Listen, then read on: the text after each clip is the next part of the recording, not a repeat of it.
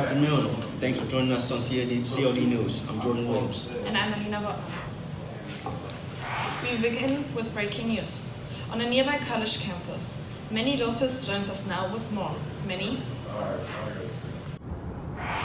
This just in, there's been a breaking news story at Loyola University campus. A man exposed himself to two females at the intersection of Devon and Sheridan Avenue. According to Chicago police, the incident happened between 3:15 and 3:45 p.m. Police say the man is roughly about 5'8" to 6 feet and between the ages of 20 to 25 years old.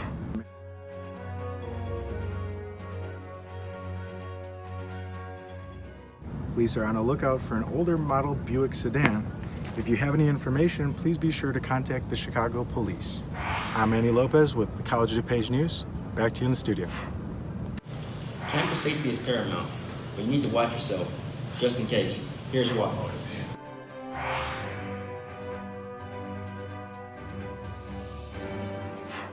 Pretty safe, yeah. Nothing seems out of ordinary. Due to the current climate in society regarding school safety, College of DuPage officials have taken it amongst themselves to reduce threats that may involve students on campus. College doesn't experience many acts of severe crime. There are still some occurrences that have officials and police worried about the well-being of students and staff. Just this past month, campus police were contacted by someone in regards to a harassment issue in the SRC, Student Resource Center. Campus officials wouldn't go into exact detail, but they claimed the suspicious suspect was refusing to leave when asked by the victim. This happened around 11 a.m. on Monday, February 25th. There have also been incidents of loss or stolen property from individuals and a few accidents either or around the campus. Nothing fatal, however. Yeah, I feel safe. There's nothing really to worry about, and then there's the campus police are always around, so there's really, if anything ever happens, I always feel safe. There's no one really that threatening here, so I mean, or I don't think so, and I feel pretty well capable of defending myself if that happens. The combination of unpredictable weather and speed in class doesn't help promote campus safety. I'm Jordan Williams, reporting live, COD Newsroom. Interstate 65 has been completely blocked off after a semi-trailer was flipped over. High winds caused the semi to topple over near the remaining exit, causing it to block off all lanes.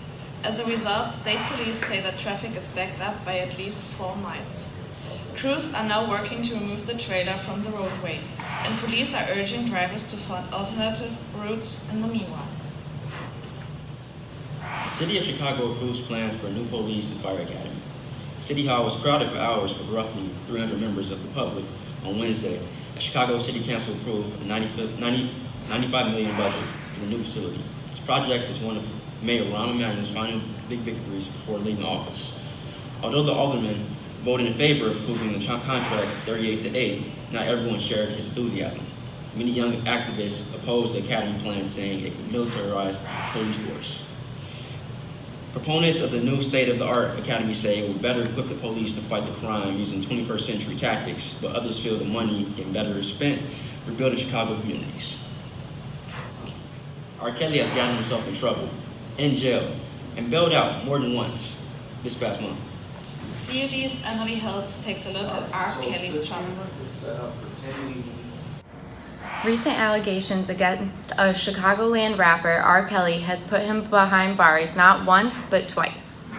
R. Kelly was taken into custody last month with 10 counts of aggravated criminal sexual abuse, and after posting bail, he was brought back into custody for child support issues. R. Kelly, as well as 2 of the alleged victims, are continuing to deny any misconduct. The case is ongoing. Yeah, I mean, if you have sex with a minor, you should probably go to jail. The case returns to court soon, which should bring us more answers. I'm Emily Hild, signing off with COD News.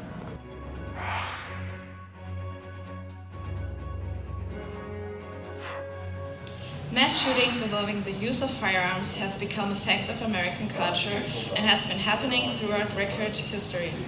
Today's news. Gunmaker Remington is being sued for how they market the Bushmaster rifle, which was used in the Sandy Hook shooting in 2012 and killed 20 kids and 6 educators. A divided Connecticut Supreme Court ruled Thursday. Justices issued a 4-3 decision that reinstated a wrongful death lawsuit and overturned the lower court ruling that the lawsuit prohibited by a 2005 federal law that shields gun makers from liability in most cases when their gun produces a suit in crimes. The plaintiffs include the survivor and relatives of the 9 people killed in the massacre. They argue that the rifle used by the shooter Adam Lancer is too dangerous for the public, and Remington glorified its use when marketing it to their young customers. Okay, good. Jesse Smollett has a lot of people questioning his claims of a homophobic attack. So what are we supposed to believe?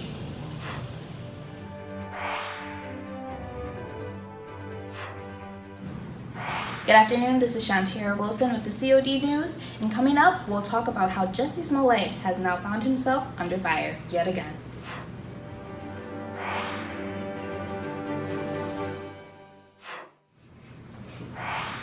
The Walking Dead. I've seen him here. The story's coming up.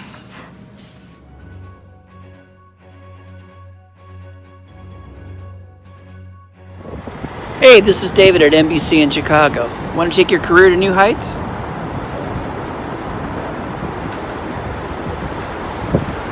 Go to college at DuPage. It's awesome, man. Now back to the news.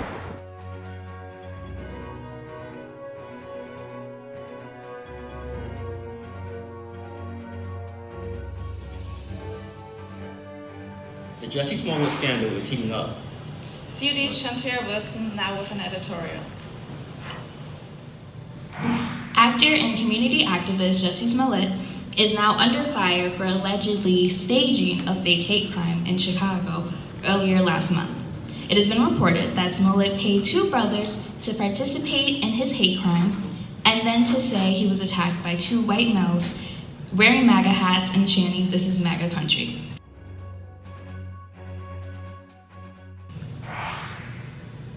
Now, of course, this sent a frenzy all over social media. There were several people who do not believe him. One is Chicago, and it's 2 o'clock in the morning and sub-zero temperatures. No one is going to be walking around with the bleach in their hand and waiting for a victim. Then there were people like me who just did not want to believe that he would do something like this. Whether he's guilty or not, we as a society have a way of kicking people when they are down. There's already a lot going on, and instead of taunting someone, we need to be figuring out why he did this. Clearly something is seriously wrong. Jesse doesn't need the publicity stunt, and I believe there's a bigger cry for help. We need to figure out that situation, and the bashing can come once the verdict is read. Shantiera Wilson with COD News. Ever get tired when you're in class? That's all I do. You'll see why next. This is Alina Wortmann. Do you get enough sleep? If your answer is no, you're not alone. The story is coming up.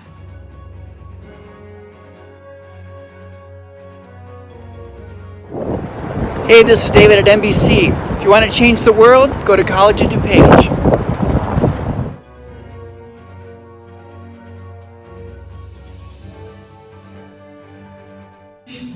College students are not getting enough sleep. And there are a lot of reasons why, and a lot of consequences.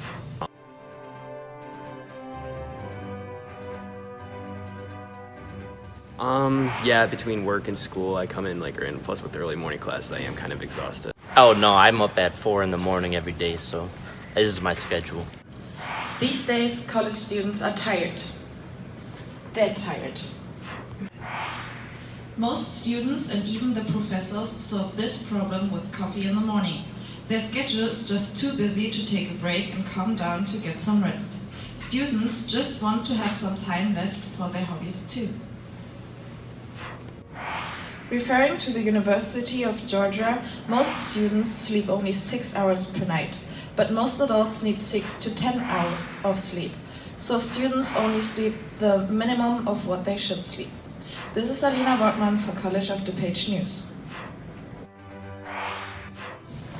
Is sleep the secret to a long life? Maybe not. The story is next.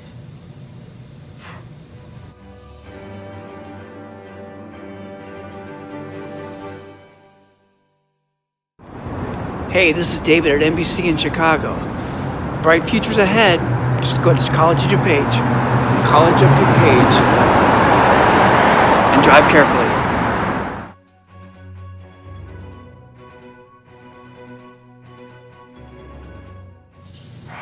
Earlier this month, the Guinness Book of World Records deemed Kane Tanaka the oldest living person.